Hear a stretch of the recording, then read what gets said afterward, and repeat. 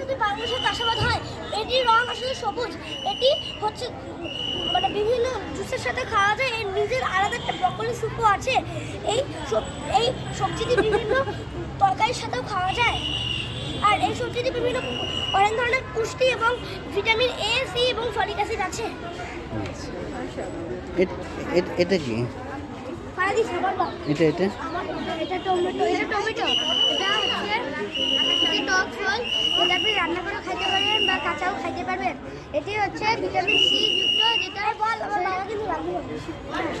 এটা হচ্ছে আপনি ভিটামিন সি যে রোগ প্রতিরোধ ক্ষমতায় সাহায্য করবে। টমেটো প্রচুর মাত্রায় থাকা ফাইবার হজম করে। Thank you. এদিকে আসেন। হ্যাঁ, এটা কি? এটা আমার দোকান। এটা আমার দোকান। এটা কি? এটি কচুলতি। এখানে বড় পরিমাণে আয়রন আছে। এটি খেতে খুব সুস্বাদু। এটি বিশেষ করে কচু থেকে জন্মে। এটি বিভিন্ন তরকারিতে খাওয়া যায়। এখানে ওই প্রচুর